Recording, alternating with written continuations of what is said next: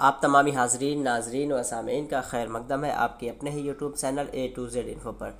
दोस्तों आज हम डिस्कस करेंगे सीटेट उर्दू लैंग्वेज, और यहाँ पे ये सीटेट होना चाहिए, ठीक।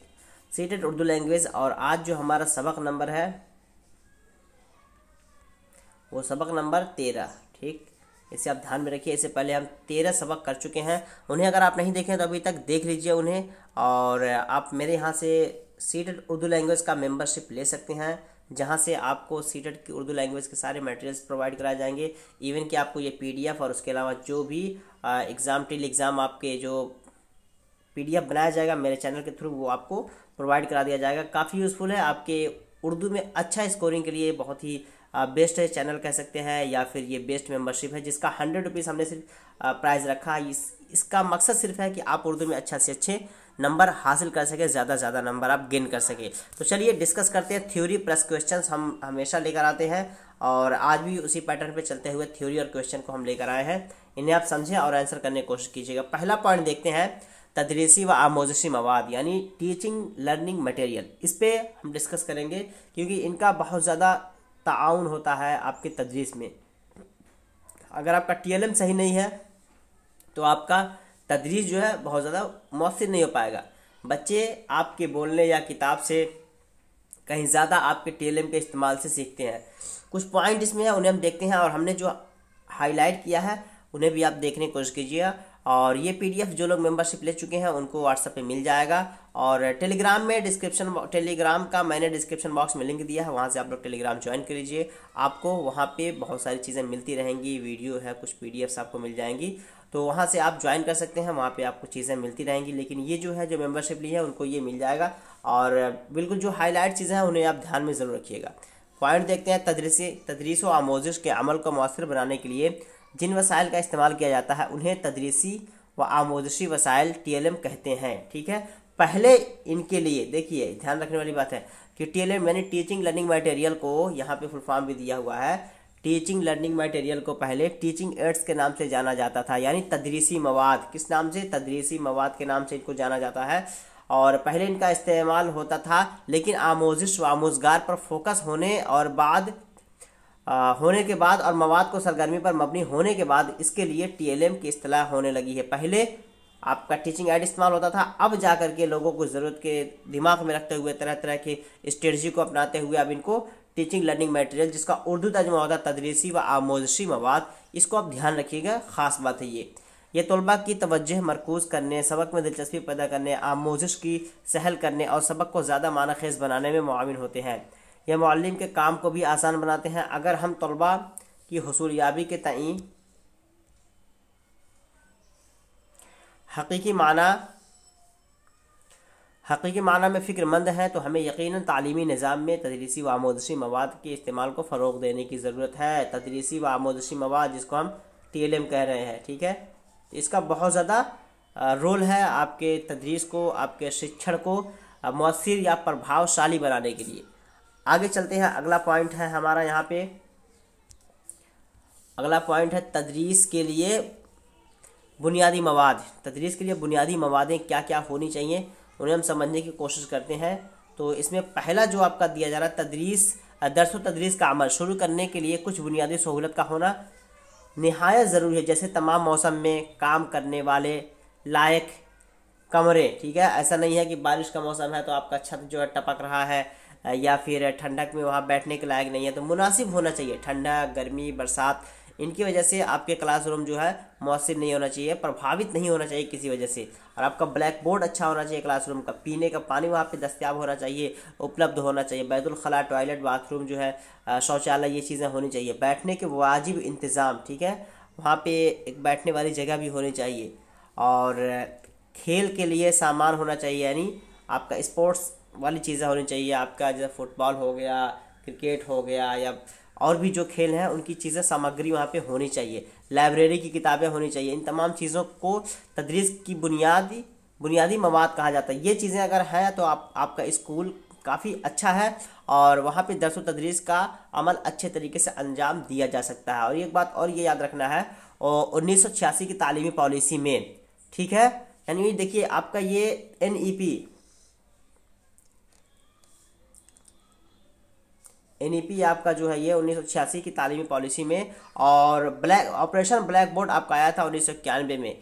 इन दोनों ने इस बात पर ख़ास जोर दी थी, ठीक है, इन्हें बुनियादी सहूलियात को मुहैया कराने पर जोर दिया गया। तो इन चीज़ों में इसमें काफ़ी जोर दिया गया था कि ये चीज़ें होनी चाहिए एक अच्छे स्कूल के लिए, एक अच्छे स्कूल के माहौल के लिए। चलिए अगले पॉइंट की तरफ चलते हैं। अगला यहाँ पे जो पॉइंट हमारा है वो है टेक्स्ट बुक। टेक्स्ट बुक है वो, और टेक्स्ट बुक में क्या क्या आपको देखना है वो हम समझते हैं। निसाबी किताब। निसाबी किताब तदरीस व आमोजिश अमल का बुनियादी जुज़ है। सही है, बुनियादी जुज़ है तो बुनियादी जुज़ ही माने इसको तो अच्छा है। पूरा इसी को एजुकेशन मान लेना, पूरी तालीम मान लेना, पूरी ज़िंदगी मान लेना, ये सही नहीं है। और ये इसी के बारे में बात की गई है कि कुछ लोग जो है टेक्स्ट बुक को क्या कहते हैं कि यही सब कुछ है, ठीक है। ये मुअल्लिम की मुदरिसा भी कही जाती है, क्योंकि ये मुअल्लिम की इस बात को समझने में मदद करती है तलबा को क्या, कैसे, कितना और सिखाना है। गर्ज ये कि दरसी किताब तालिब इल्म और उस्ताद दोनों के लिए ही रहनुमाई का काम करती है। दरसी किताब एक ऐसी किताब होती है जो कि मखसूस मकासद के हुसूल के लिए मुअल्लिम और तालिब इल्मों को दरसी मवाद फराहम करने के लिए लिखी जाती है। मगर दरसी किताबों के ताल्लुक से एक गलत फहमी ये भी राइज है कि दरसी किताब को ही हम मुकम्मल तालीम का वसीला याद रखें। अभी प्रेजेंट टाइम में क्या चल रहा है कि टेक्स्ट बुक जो है उसी को हम सब कुछ मान लेते हैं कि बच्चों को अगर ये किताब हमने पढ़ा दिया, अपना सिलेबस जो पाठ्यक्रम हमने अपना मुकम्मल कर दिया, कंप्लीट कर दिया, तो हमने बच्चों को एजुकेशन दे दी। ये गलत फहमी है, ये नहीं होना चाहिए लोगों के अंदर। जबकि दरसी किताब तालीमी अमल के मुतरादिफ ना होकर महज एक मुआविन की हैसियत रखती है, एक थोड़ी सहायता आपके अंदर पैदा करती है, सहायता मिल जाती है कि बच्चों को क्या पढ़ाना है। ये इसकी हैसियत बस इतनी ही है टेक्स्ट बुक की। मौलमीन और तलबा महज निसाबी कुतुब तक अपने को महदूद रखते हैं, जिससे तलबा की तख्लीकी सलाहियत दबी रह जाती है। तखय्युली तख्लीकी सलाहियत मतलब अपना जो अपनी वो शक्ति इस्तेमाल करना चाहते हैं, जो उनकी अपनी कह सकते हैं कंस्ट्रक्टिविज़म पावर है, वो चीज़ें वो इस्तेमाल नहीं कर पाते हैं, चीज़ों को निर्माण नहीं कर पाते हैं, एक अच्छे विचारधारक नहीं बन पाते हैं। तो ये सारी चीज़ें बच्चों के अंदर कमी रह जाती हैं अगर आप टेक्स्ट बुक को सब कुछ मान के चलेंगे। तो अब आते हैं यहाँ से और फिर हम चलेंगे क्वेश्चन करेंगे, और ये काफ़ी इंपॉर्टेंट क्वेश्चंस होंगे, इन्हें आप देखिएगा, आंसर करने की कोशिश कीजिएगा, और भी बातें हम समझेंगे। ज़बान की दरसी किताब का मकसद तलबा में ज़बान की सलाहियतों को फ़रोग़ देना है। किताबें जितनी सूझबूझ और एहतियात से तैयार की जाएंगी उतनी ही आमोजिश होंगी। इससे पहले हमने डिस्कस किया था NCF, ठीक है। NCF में वही बातें बताई गई थी कि किताब का जो सिलेबस है वो कैसा होना चाहिए, किताब में अंदर किन किन बातों को रखना चाहिए। तो अगर आप नहीं देखे हैं तो बिल्कुल ये आप जो अभी सबक 12 मुकम्मल सबक हो चुके हैं, इनको आप देखें, बहुत सारे कॉन्सेप्ट्स क्लियर होंगे। इनके PDF भी मैं आपको शेयर कर दिया हूँ टेलीग्राम पे, तो वहाँ से आप इन्हें डाउनलोड करके पढ़ें, समझने की कोशिश कीजिए। सारे PDF में मैं आंसर की के साथ उनका PDF शेयर कर दिया हूँ, ठीक है, तो उन्हें आप ले सकते हैं। और कंप्लीट आप लैंग्वेज का लेना चाह रहे हैं उर्दू का, आप चाहे आपका लैंग्वेज 1 हो, चाहे लैंग्वेज 2 हो, या पेपर 1 के लिए आप पे कर रहे हैं या दोनों के लिए कर रहे हैं, तो ये सबके लिए यूज़फुल है, आप ले सकते हैं। दोनों की तैयारी आप अच्छी होगी, और आई होप कि आप 28 आराम से लेकर आएंगे आउट ऑफ 30, ठीक है। 28 आउट ऑफ 30 आप आराम से लेकर आएंगे, कहीं नहीं जाएगा। अगर ये सारे मटेरियल्स उतने ही पढ़िए जितना मैं आपको दे रहा हूँ, क्योंकि मैं आपको क्रीमी चीज़ें दे रहा हूँ, बहुत ज़्यादा इधर उधर से नहीं, जो खास बातें हैं वही मैं दे रहा हूँ। अभी तो मैं पेडागोजी का पोर्शन डिस्कस कर रहा हूँ, इसके बाद में फिर आऊँगा जो आपके नज़्म और नस्र हैं, जो आपके 15 नंबर के होते हैं, तो इन्हें भी आप हल्के में लेकर मत चलें, इनको भी आप पढ़ें ताकि यहाँ से भी नंबर ना कटे। कुछ लोगों के नंबर यहाँ से भी कट जाते हैं। तो यहाँ पे क्या है, आपका जब तक सिलेबस अच्छी तरीके से फ्रेम नहीं होगा तब तक आपकी तदरीस अच्छी नहीं होगी। अब चलते हैं क्वेश्चन की तरफ, और इसका जो आंसर की एक साथ PDF मिल जाएगा जो लोग मेंबरशिप लिए हैं, और आप लोग ज्वाइन कर लीजिए टेलीग्राम पे, वहाँ पे भी आपको चीज़ें मिलती रहेंगी। पहला सवाल है सवाल नंबर 1। सवाल नंबर 1 में कहा जा रहा है, जब किसी मतन में मंतकी तरतीब हो और अफकार को भी मुनज़्ज़म अंदाज में पेश किया गया हो तो इसमें होता है। मंतकी तरतीब और अफकार को भी मुनज़्ज़म अंदाज में पेश किया गया हो, इसमें क्या बताई जा रही है कि एक मतन है, पैराग्राफ, मतन का मतलब पैराग्राफ ले लीजिए या स्टेटमेंट ले लीजिए, ठीक है।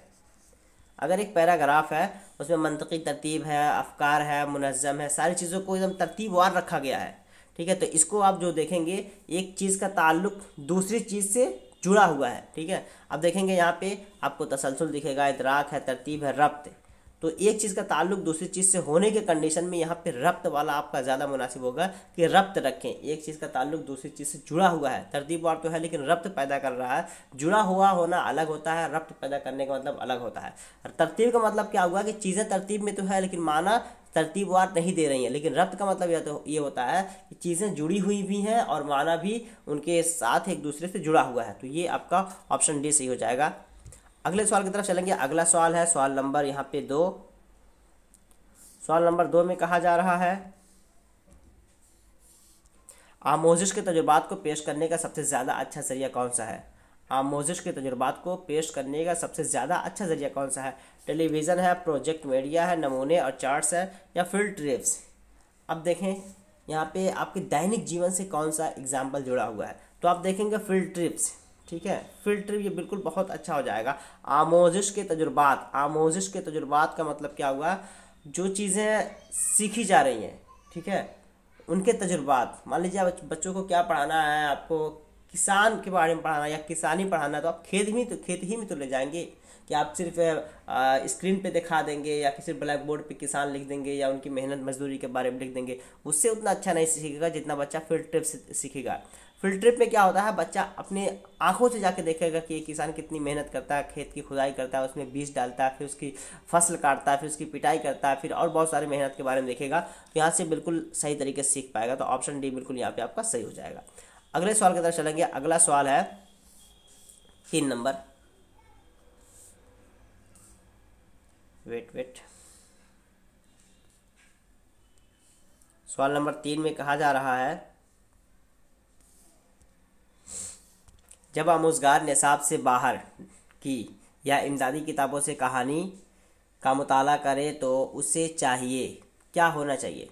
जब किसी कहानी के बारे में जब कोई आमोज़गार, ये जब है चप नहीं है, ठीक है, तो पीडीएफ के साथ साथ आप वीडियो भी देखिएगा, टाइप में कहीं कहीं मिस्टेक हो जाता है। तो ऐसे कंडीशन में क्या होना चाहिए? इमदादी किताबों से किसी कहानी का मुताला कर रहा है, ठीक है, किसी टेक्स्ट बुक से कहानी का मुताला करे तो उसका मकसद क्या होना चाहिए? मुश्किल अल्फाज के हिज्जे जानने के लिए पढ़े। बी में कहा जा रहा है तहरीरी महारत को बेहतर बनाने के लिए। सी में हर पढ़े हुए लफ्ज़ के माना जाने। डी में है लुत्फ़ अंदोज़ी के लिए पढ़े। तो क्या होना चाहिए ऐसे स्थिति में जब आमोज़गार निसाब से बाहर, निसाब से हट करके कुछ पढ़ना चाह रहा है, तो ऐसी सूरत में उसके दिमाग में क्या खाका होना चाहिए कि वो उसे अंजाम दे? तो बिल्कुल यहाँ पे लुत्फ़ अंदोज़ी वाला ऑप्शन बिल्कुल सही हो जाएगा। लुत्फ़ अंदोज़ी के लिए पढ़ेगा तो मज़ा आएगा उसमें। अगले सवाल की तरफ बढ़ेंगे। अगला सवाल है क्वेश्चन नंबर 4। क्वेश्चन नंबर 4 में कहा जा रहा है,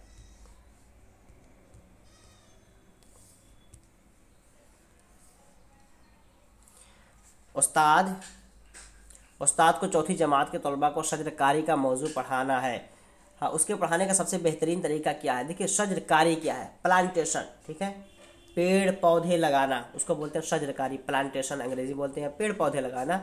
तो ये मौजू पढ़ाना है, ये आपको टॉपिक पढ़ाना है, तो कौन सा तरीका बेहतर होगा एक टीचर के लिए कि वो अपनाए और इसे पढ़ाए? तलबा से इस मौजू पर अपने तजुर्बात की रोशनी में बात करने के लिए कहे। बी में तलबा को शजरकारी के मुहिम पर एक पैराग्राफ लिखने का होमवर्क दे। सी में तलबा से इस मौजू पर मवाद जमा करने के लिए कहे। डी में है मुख्तलिफ तस्वीरों वाले फ्लश कार्ड इस्तेमाल करें। तो क्या होना चाहिए? आपको रियल लाइफ से जोड़ना है, तो ऑप्शन ए देखेंगे और इसको पढ़ेंगे तो आपका दिमाग बिल्कुल सही कहेगा कि हाँ यही होना चाहिए। तलबा से इस मौजू पर अपने तजुर्बात की रोशनी में बात करने के लिए कहे कि शजरकारी के फ़ायदे क्या है, नुकसान क्या है, हम ऑक्सीजन कहाँ से लेते हैं, हमें धूप लगती है तो हम कहाँ पे जाके बैठते हैं, पेड़ के फ़ायदे क्या है, पेड़ से क्या क्या किया जा सकता है, ये सारी चीज़ें क्या होंगी तो बच्चों से निकल के आएंगी तो पता चलेगा कि हाँ शजरकारी के फ़ायदे बहुत ज़्यादा हैं। तो ये आपका बहुत ज़्यादा बेस्ट होगा कि ऑप्शन ए आप लेके चलें। अगले सवाल की तरफ चलेंगे। अगला सवाल है सवाल नंबर यहाँ पे 5। इसमें कहा जा रहा है कि मतन से हक़ाइक़ को लेना और लफ्ज़ी सतह से आगे उसकी तफसीर करने को कहते हैं तक़ाबुल, सरसरी मुताला, अख़ज़ मानी व मतालिब, पेशीन गोई। तो क्या होना चाहिए? मतन से हक़ाइक़ को लेना, यानी मतन में जो चीज़ें लिखी हुई हैं उसे बिल्कुल अख़ज़ कर लेना, ले लेना, और लफ्ज़ी सतह से आगे उसकी तफसीर करना और उसको और डिटेल में समझने की कोशिश करना, ये कहा जा रहा है बेसिकली इसमें। तो क्या होगा इसका आंसर? तो अगर इसमें आप डी देखेंगे, डी के अंदर बात कही जा रही है, डी अख़ज़ मानी व मतालिब, ठीक है, अख़ज़ मानी व मतालिब की वो जो लफ्ज़ी सतह है, जो लफ्ज़ में चीज़ें निकल के आ रही हैं कि उसका अर्थ क्या होना चाहिए, तो मानी और मतालिब जो उसका अर्थ है, उसका निचोड़ है, वो अखज़ करना, लेना, उनको पकड़ना, उन्हें निकालना। तो ये आपका बिल्कुल आपका सही हो जाएगा, ऑप्शन सी। अगले सवाल की तरफ चलेंगे। अगला सवाल है सवाल नंबर 6। सवाल नंबर 6 में कहा जा रहा है, प्रिंट से भरपूर माहौल फराहम करने के लिए सबसे कम अहम देखना है आपको, सबसे कम अहम कौन है। साइन बोर्ड, प्ले कार्ड और लेबल पेपर वगैरह से भरपूर माहौल अच्छा है, ये होना चाहिए। लाइब्रेरी की अलमारियों में रखी हुई किताबें, अभी होल्ड करते हैं इसको। टीवी, कंप्यूटर, स्मार्टफोन वगैरह से जैसी भरी मीडिया, ये भी अपने आप में यूज़फुल है। क्या होना चाहिए, प्रिंट मवाद की बात हो रही है तो ये भी अपने आप में कलरफुल होगा, इफेक्टिव होगा। चार्ट्स, नोट्स वगैरह लगे हुए क्लासरूम में, आप देखते होंगे कि अच्छे अच्छे क्लास या जो डेवलप्ड कंट्रीज़ हैं उसमें भी आपको चार्ट्स लगे हुए दिखेंगे, बच्चे को खेलते हुए दिखेंगे, माँ को दिखाया जाएगा, टीचर्स को दिखाया जाएगा, उंगली उंगली पकड़ के चढ़ रहे हैं, पेड़ पौधे को दिखाया जाएगा। तो ये अपने आप में कहीं ना कहीं चीज़ें एक्सप्लोर हो रही हैं, कहीं ना कहीं नई नई चीज़ें आ रही हैं। लेकिन ऑप्शन बी जो है ये आपका बिल्कुल यहाँ पे राइट आंसर हो जाएगा। ये बहुत ज़्यादा इफेक्टिव नहीं है। लाइब्रेरी की अलमारियों में रखी हुई किताबें, यानी लाइब्रेरियों की अलमारियों में, वही तो बात एनसीए बोल रहा है कि बुकिश नॉलेज से आपको हटना है, सिर्फ किताबी बातों की नहीं जिक्र करना है, बल्कि उससे हट के भी कुछ सोचना है। तो ऑप्शन बी ये ज़्यादा यूजफुल नहीं है, तो ऑप्शन बी बिल्कुल सही हो जाएगा। अगले सवाल की तरफ चलेंगे। अगला सवाल है हमारा यहाँ पे क्वेश्चन नंबर 7। क्वेश्चन नंबर 7 में कहा जा रहा है, क्लासरूम में किसी मतन, ग्राफिक, एनिमेशन और आवाज़ में बाहमी रब्त पैदा करने के अमल से मुराद है। देखिए, क्लासरूम में किसी मतन, ग्राफिक्स, एनिमेशन और आवाज़ में बाहमी रब्त पैदा करने के अमल से मुराद क्या होना चाहिए। देखिए, मल्टीमीडिया है, इलस्ट्रेशन है, या ह्यूरिस्टिक है, या फिर मतन की वजाहती पेशकश। तो आप देखेंगे इसके अंदर क्या है, जो लैंग्वेज होते हैं, लैंग्वेज लैब होते हैं जहाँ पे भाषा सिखाई जाती है या ज़बान का तजुर्बागाह, तो उसमें भी कहीं ना कहीं मल्टीमीडिया का आपका इस्तेमाल होता है और उसकी मदद से हम ये चीज़ें करते हैं। एनिमेशन को आप पकड़ेंगे तो एनिमेशन आप कैसे बनाएंगे, कंप्यूटर ही से तो बनाएंगे, उसका ज़्यादा इफेक्टिव तरीका क्या है, कंप्यूटर से बनाएं। ग्राफिक्स है, एनिमेशन है, आवाज़ निकालिए, डिफरेंट तरीके की जो आवाज़ें होती हैं उन्हें आप बच्चों को बताएंगे कि ये देखो ये अमेरिकन आवाज़ है, ये ब्रिटिश आवाज़ है, ये इंडियन है। उर्दू लफ्ज़ का तलफ़ुज़ ऐसे कीजिए, अमल को अमल लिखिए, अमल नहीं, गमगीन को गमगीन लिखिए। तो ये सारी चीज़ें आप कैसे बता पाएंगे, तो कहीं ना कहीं मल्टीमीडिया का सहारा आपको लेना पड़ेगा। तो बी आप ए जो है आपका यहाँ पे बिल्कुल सही हो जाएगा। अगले सवाल की तरफ बढ़ेंगे। अगला सवाल है आज का सवाल नंबर 8। सवाल नंबर 8 में कहा जा रहा है, पहली जमात में ज़बान की दरसी किताब की तवज्जो किस पर कम से कम होनी चाहिए, किस पर सबसे कम होनी चाहिए। खुशी खुशी पढ़ना, मुनासिब तस्वीर, बच्चे की दिलचस्पी या अखलाकियात। सबसे पहली जमात, ये भी ध्यान रखना है आपको, पहली जमात, वरना आप पहली जमात को नहीं ध्यान में रखेंगे तो आप बिल्कुल गलत मारेंगे। इसीलिए सवाल के रंग को पकड़ने की कोशिश कीजिए। 8 नंबर में कहा जा रहा है, पहली जमात में ज़बान की दरसी किताब की तवज्जो किस पर कम से कम होनी चाहिए। तो बिल्कुल यहाँ पे जो है अखलाकियात, ठीक है, मौलिकता या मोरालिटी की बात इसमें बहुत ज़्यादा नहीं होनी चाहिए। बच्चे की पहली जमात के बच्चे हैं तो खुश होना चाहिए कि हाँ वो अच्छा लगे, रंग बिरंग हो, खुशी खुशी पढ़ सकें। मुनासिब तस्वीर अच्छा होना चाहिए, खूब बढ़िया उसमें रंग बिरंगे हो, कलर अच्छी उसकी हो, देख के बच्चे लुभा जाएं। बच्चे की दिलचस्पी को ध्यान रखना चाहिए, बच्चा दिलचस्पी ही नहीं लेगा तो आप क्या करेंगे। अखलाकियात आपको फ़रोग नहीं देना है, यहाँ पर अखलाकियात का मकाम जो है बाद में आएगा। तो ऑप्शन डी बिल्कुल सही हो जाएगा, यही सबसे कम है पहली जमात में। तो ठीक है, यानी ये होना चाहिए मिला जुला के कहें तो। आगे चलते हैं और नेक्स्ट क्वेश्चन की तरफ। क्वेश्चन नंबर 9 होगा आज हमारा, और क्वेश्चन नंबर 9 में कहा जा रहा है, निसाब को बनाते वक्त किस तसलसल को बरकरार रखना चाहिए। देखिए सीक्वेंस क्या है, निसाब को फ्रेम करते वक्त, सिलेबस को बनाते वक्त आपको यहाँ पे मतन का इंतखाब पहले करना चाहिए, आमोजिश के तजुर्बात, जाँच की ज़रूरत, बनाने के मकासद और जाँच। पहले एक चीज़ इसमें समझ लीजिएगा कि क्या होना चाहिए। बेसिकली इसमें जो है मकासद, ठीक है, पहले मकसद होना चाहिए। अब जैसे ही मकसद की बात आएगी तो आप पहले ए और बी को निकाल दीजिए, ठीक है। ज़रूरी नहीं कि सारी चीज़ें आप तरतीब और याद कर पाए, थोड़ा दुश्वार है, लेकिन आप अगर कीवर्ड पकड़ के चलेंगे, टेक्निक इस्तेमाल करेंगे तो आप कर पाएंगे।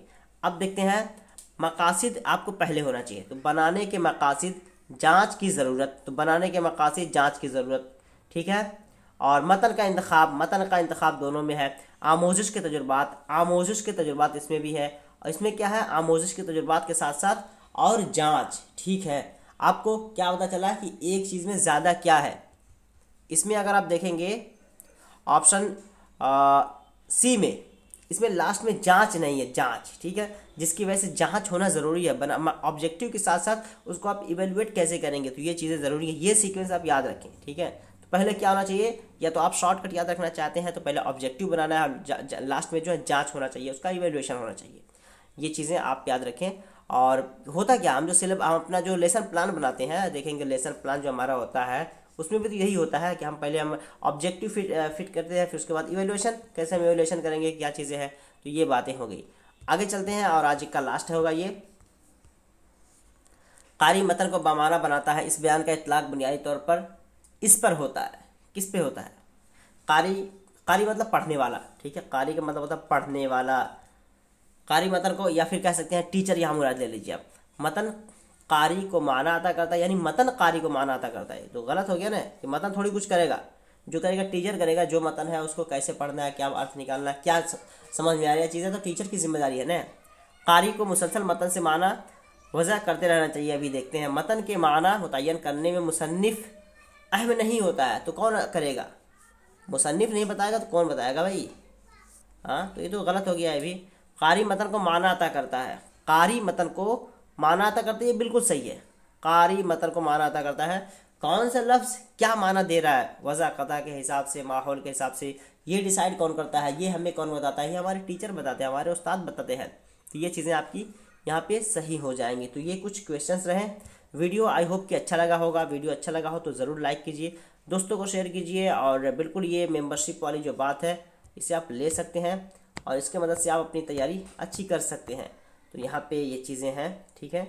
100 रुपये फ़ी है, काफ़ी लोगों ने लिया है और उन्हें मिल रहा है। और सिर्फ मकसद जो मैंने बताया है कि आप अच्छा से अच्छा नंबर स्कोर कर सकें। अदरवाइज़ आपको यूट्यूब पे मैंने इतना वीडियो दे दिया है, इतना मटेरियल दे दिया कि आप उन्हें फ्री में पढ़ के अच्छा स्कोर कर सकते हैं। लेकिन आप सोच रहे हैं कि आसानी सारी चीज़ें आपको मिल जाए और अच्छा आप कर सके, तो बिल्कुल आप ले लीजिए। आपको डे टू डे जो भी PDF बनाया जाएगा, मटेरियल बनाया जाएगा, वो सारा आपको अपडेट के थ्रू मिलता रहेगा। और साथ ही साथ ये आपको गाइड जो है ये भी इसी में आपको दे दिया जाएगा। इसमें ये सारी चीज़ें आपको इंक्लूड कर दी गई हैं। तो चलिए फिर मिलते हैं नेक्स्ट वीडियो में, तब तक के लिए have a nice day, that's all, thank you. Answer की आपको मिल जाएगा सभी लोगों को।